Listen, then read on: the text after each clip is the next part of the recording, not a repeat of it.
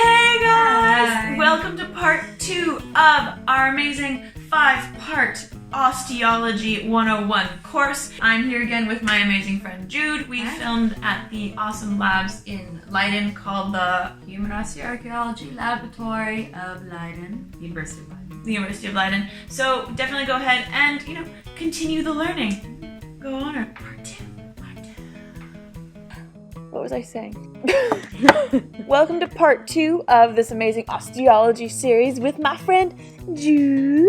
Yes, she's awesome here. We're back at the University of Leiden's osteology labs. They have all these amazing plastic casts of bones for us to really get into it and have some fun and learn some stuff. So last time when we chatted, we got a good definition of what the field is and what you can tell from bones. So for this episode, what we're really going to try and do is kind of get a little bit further into it to talk about how we actually can discern the age, the sex, and how we can kind of see that on the bones themselves, right?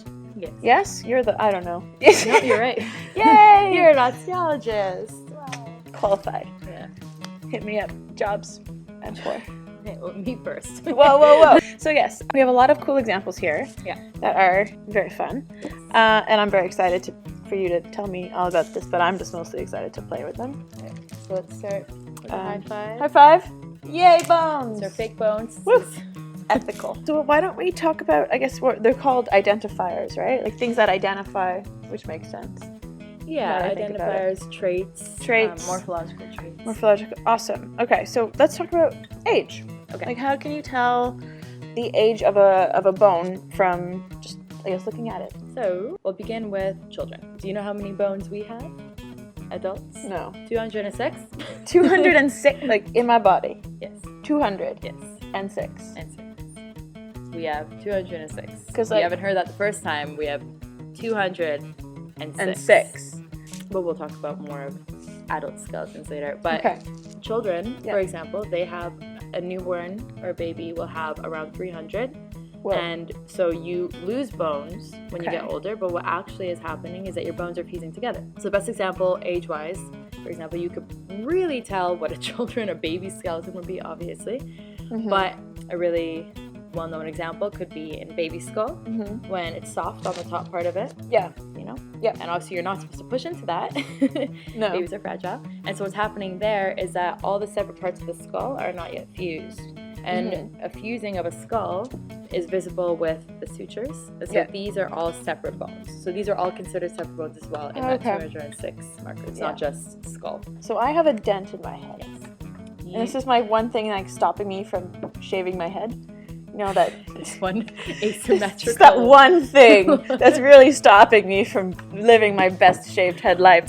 But yeah, so does that have an issue with the fusing, or is it just me being just dropped as a trap? I was dropped as a trap. Mom. There are a number of things. I need to call my mom after filming this. She has something to tell me. Excuse me. Whoops. No, there are a number of things that could affect that. Yeah. It could be trauma. It could be just asymmetry as well. There's natural fluctuating asymmetry in the skeleton. Okay. The ideal skeleton is going to be perfectly symmetrical, but it's not.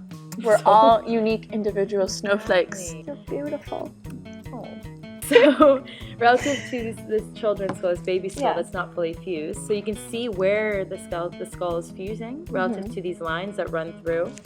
And so they're called sutures, and they fuse as you age. And so that's an example of looking at the skull and being able to tell around what age someone can be. Obviously, if none of these are fused, you're looking at someone relatively young. And as you get older, these lines fuse, these sutures fuse to a point that some of them aren't even visible anymore.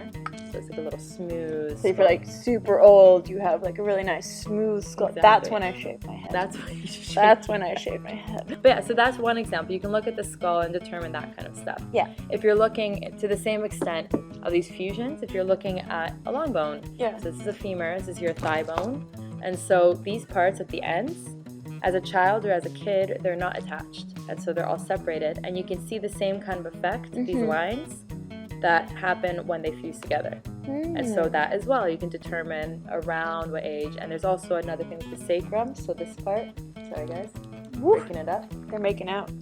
All right, the sacrum. So it's that this weird tail thing. Yeah. Is this where we used to have tails, right? That's where it would have I feel come very from. invasive, poking into someone's uterus. All right. Guys, see? Evolution. And that's how I lose 8 subscribers right there. Sorry.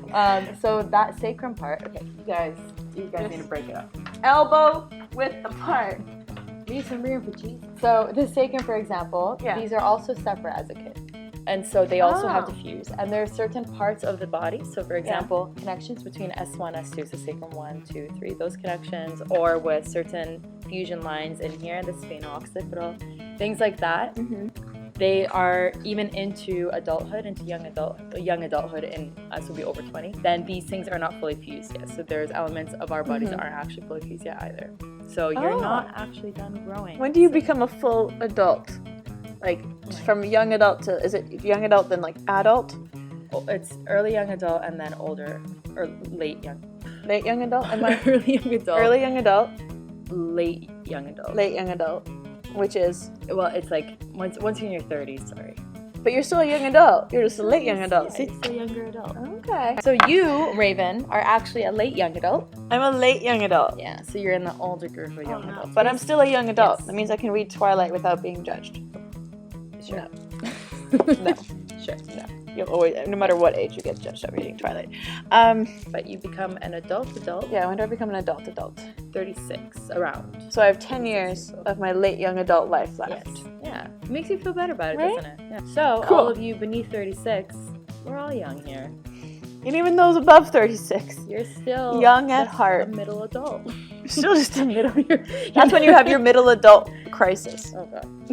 So, aging. Aging. You can tell these things, and you can also look at the pelvis. Let's turn it back around.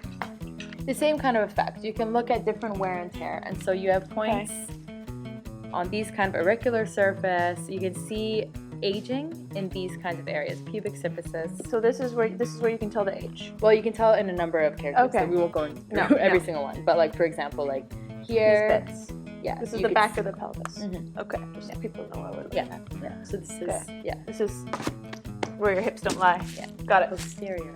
Posterior. So you can look at certain elements on here. This part, the auricular surface it's called, changes over time, and this is actually where your sacrum, which we have somewhere, where that part.